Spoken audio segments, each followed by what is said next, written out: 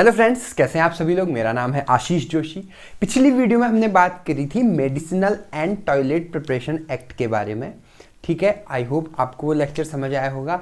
आज के लेक्चर में हम बात करेंगे narcotic drug and psychotropic substances act.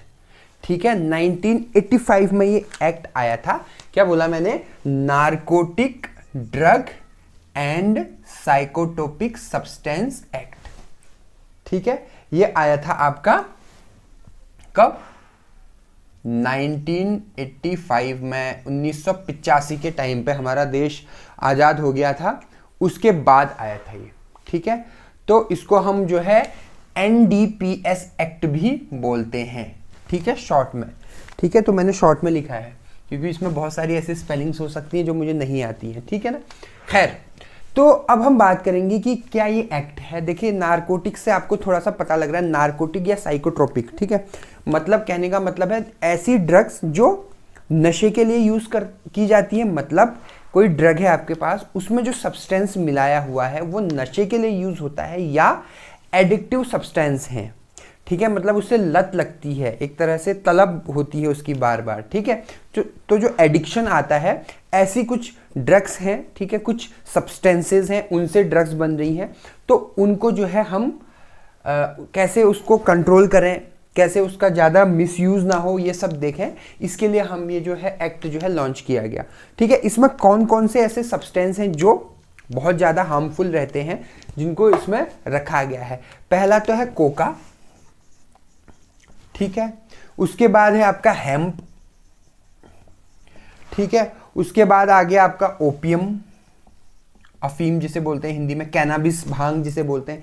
ठीक है, ये सब जो है हैबिट फॉर्मिंग ड्रग्स में आती है। इनको हम बोलते हैं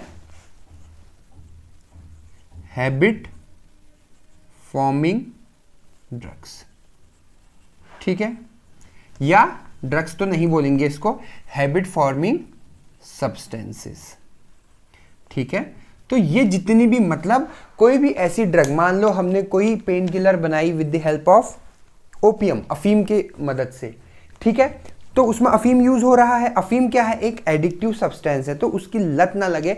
ऐसा ना हो कि हम पेन किलर के तौर पे अफीम तो ले रहे हैं गवर्नमेंट से, और ज़्यादा खेती करके उसका क्या कर रहे हैं? मिसयूज भी कर रहे हैं, नशे के लिए भी उसे हम यूज़ कर रहे हैं। तो ऐसी हरकतों को रोकने के लिए जो है हमने क्या किया था, ये एक्ट जो है हमने, मतलब गवर्नमेंट ने ये एक्ट जो है लागू किया। ठीक है, अब इसमें क्या क्या चीज़ें हैं, इसके क्या क्या ऑब्जेक्टिव हैं। ठीक है, उद्देश्य जिसे हम बोलते हैं ऑब्जेक्टिव्स। हम जब भी कोई भी नया एक्ट पढ़ते हैं, अगर आप पहले से मेरी वीडियो देख रहे हो, तो हम सबसे पहले उसमें क्या देखते हैं? ऑब्जेक्टिव देखते हैं। ठीक है, कि इसका क्या मेन उद्देश्य है। पहला उद्देश्य तो यह है कि जो एग्जिस्टिंग नारकोटिक रूल्स हैं, पुराने रूल्स हैं, नए रूल्स हैं, सारे रूल्स को मिला के एक प्रॉपर, एक अच्छा सा एक पूरा ब्यौरा तैयार किया जाए, जिससे जो है नारकोटिक जो ड्रग्स हैं और साइकोट्रोपिक जो ड्रग्स हैं उनको हम क्या कर सकें? रोक सकें, पहला। दूसरा यह है कि कंट्रोल एंड रेगुलेशन। ठीक है, मतलब अगर कहीं मिसयूज हो रहा है तो कैसे उसे कंट्रोल किया जाए। ठीक है, क्या क्या उसके लिए रूल्स एंड रेगुलेशंस होनी चाहिए, वो सब जो है इसके अंदर आता है। ठीक है, और पेनल्टीज, क्या क्या उसकी पेनल्टीज होनी चाहिए, क्या क्या जुर्माना होना चाहिए। ठीक है, वो सब इसके अंदर आता है। अब इसमें कुछ डेफिनेशन है। ठीक है, मोस्ट इंपोर्टेंट है, कुछ डेफिनेशन है इसमें।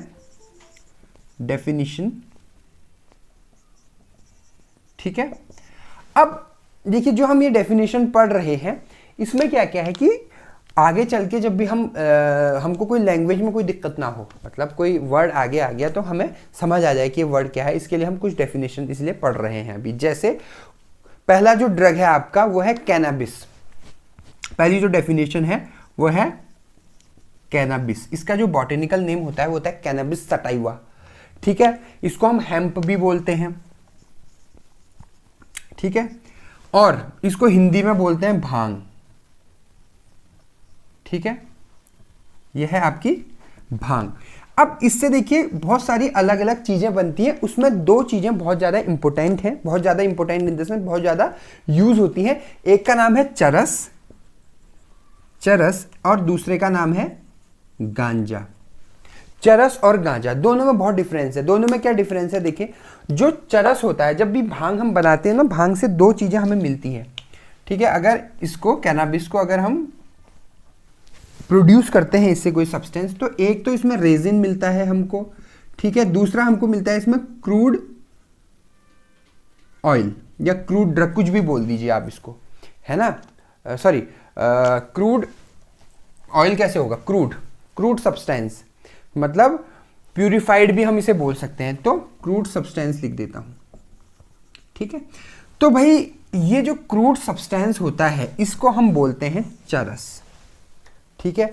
और जो रेजिन पार्ट होता है आपका, मतलब रेजिन के अलावा जो भी कैनाबिस में बचा हुआ पार्ट है उसको हम बोलते हैं चरस, ठीक है। और जो रेजिन पार्ट होता है उसको हम हशीश बोलते हैं। जो मेरा नाम है आशीष, मेरा नाम क्या है, ASHISH, उसके पीछे से H लगा दीजिए। अब देखिए मैंने क्या बोला, ठीक है, मेरा नाम है आशीष, उसके पीछे H लगा दो तो हाशीश हो जाएगा, ठीक है। तो जो रेजिन वाला होता है इसे हैशिश ऑयल कहते हैं। ये भी नशे के लिए बहुत ज़्यादा यूज़ किया जाता है, बहुत ही कॉस्टली आता है, बहुत ही महंगा आता है ये, ठीक है। उसके बाद है गांजा। गांजा जो होता है आपका, वो जो है फ्रूट या फ्लावर, भांग का जो फल है या फूल है उससे बनता है, वो उसे हम बोलते हैं गांजा, ठीक है। अब हम बात करते हैं दूसरी ड्रग की, वो है आपका, दूसरी ड्रग नहीं, दूसरी डेफिनेशन की, तो वो है आपका कोका, ठीक है। अब देखिए कोका क्या है आपका, कोका में जो है, कोका से क्या प्रॉब्लम है भाई, कोका से हम बनाते हैं कोकीन, ठीक है, कोकीन। अब देखो कोकीन कितना खतरनाक सब्सटेंस है, ठीक है, मैंने कोकीन की स्पेलिंग गलत लिख दी है, ठीक है। बहुत ही ज़्यादा सब्सटेंस है, खतरनाक, ये आपने इसके बारे में मूवीज़ वगैरह में भी देखा होगा, ठीक है। तो कोकीन को बनाने के लिए भी जो है यूज़ होता है, स्टार्टिंग जो मटेरियल है उसका वो क्या है, कोका, ठीक है। और कोकीन में कोका में कौन कौन सी ड्रग्स आती हैं, जितने भी 0.1% जो भी ड्रग जिनमें 0.1% क्या है हो, कोकीन हो, वो सब जो है क्या आता है, एडिक्टिव सब्सटेंस में आते हैं, नार्कोटिक ड्रग्स में आते हैं, जिनमें 0.1%, 0.1% भी कोकीन प्रेजेंट है, ठीक है।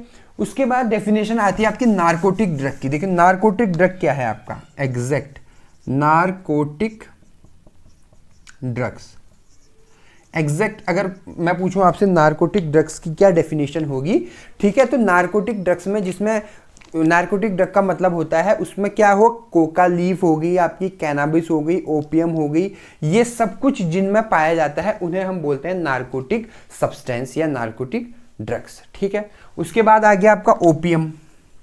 ओपियम को हिंदी में बोलते हैं अफीम, ठीक है।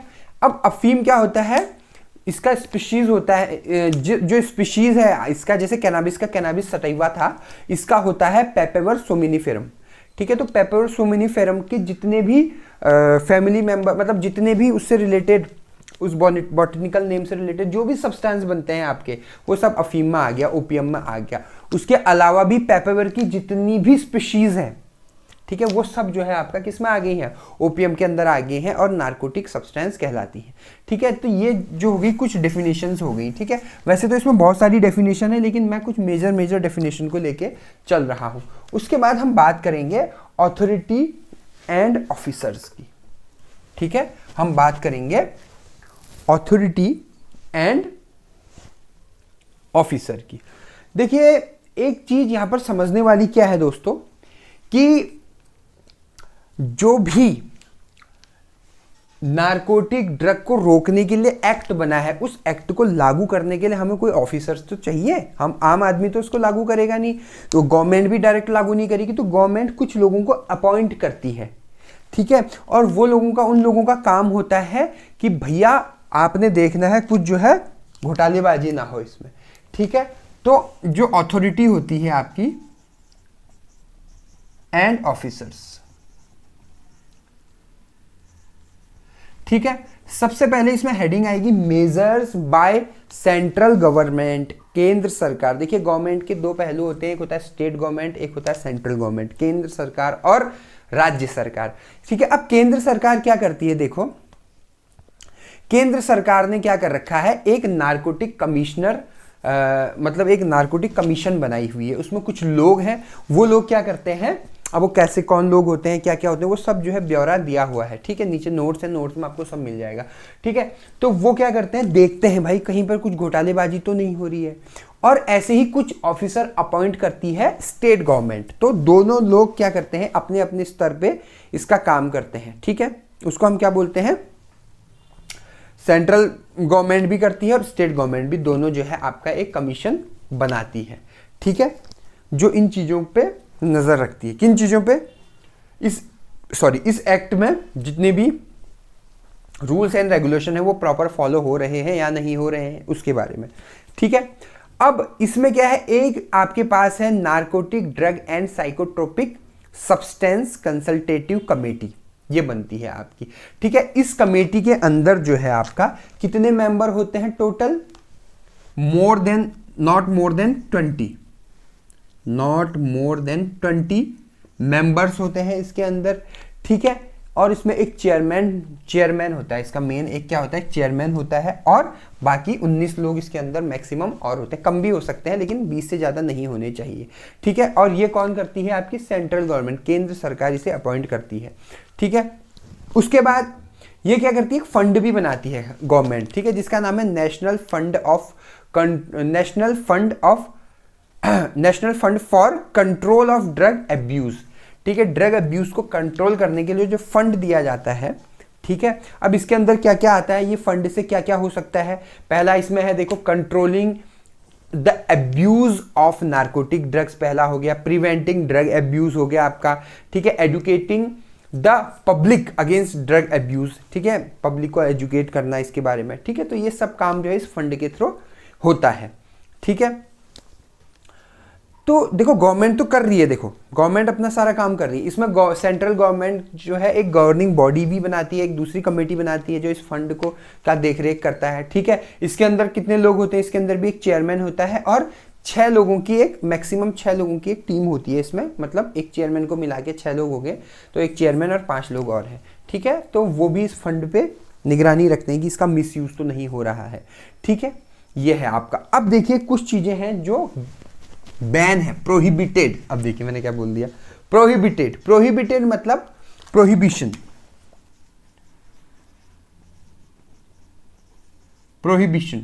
ठीक है। कुछ ऐसी चीजें हैं जो बैन है, जो आप नहीं कर सकते। क्या नहीं कर सकते आप, ठीक है। पहला तो आप ये है कि आप कोई भी कोका प्लांट को कल्टीवेट नहीं कर सकते, ठीक है। Cultivation of any coca plant और gathering of any portion of coca plant, आप उसको कल्टीवेट नहीं कर सकते। दूसरा, आप ओपीएम को कल्टीवेट नहीं कर सकते, आप कमर्शियली बात कर रहा हूं मैं, ठीक है। आप कैनाबिस को जो है कल्टीवेट नहीं कर सकते हैं, उसको उगा नहीं सकते हैं। बहुत आपने पूरा सोचा कि मैं अफीम की खेती करूंगा, पूरा खेत में आपने अफीम उगा दिए, ठीक है, आपको जेल हो जाएगी, ठीक है। क्यों? क्योंकि ये बैन है, ये प्रोहिबिटेड है, ठीक है।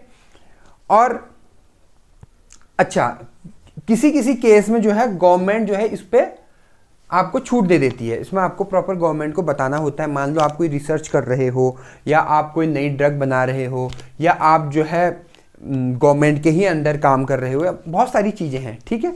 तो उसमें जो है आपको छूट मिल जाती है, ठीक है।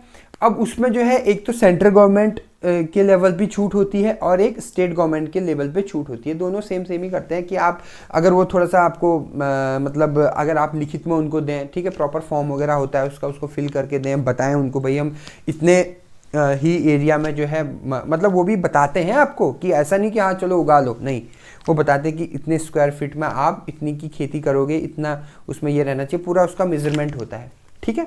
तो उसके लिए जो है गवर्नमेंट आपको छूट दे देती है, परमिशन दे देती है, ठीक है।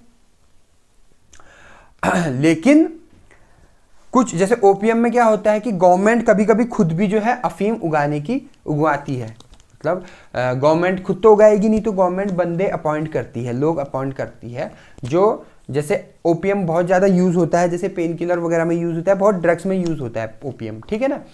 तो उसके लिए तो थोड़ा बहुत ओपीएम तो चाहिए ना, तो उसको जो है गवर्नमेंट कहती है लोगों से कि भाई आप यहाँ पर उगाओ, तो उसको उनको परमिशन देती है, उनको जगह देती है, उनको बताती है, ठीक है, फिर वो उगाते हैं। लेकिन ये सब किसकी देखरेख में होता है, किसकी निगरानी में होता है, ये सब जो है गवर्नमेंट की निगरानी में होता है।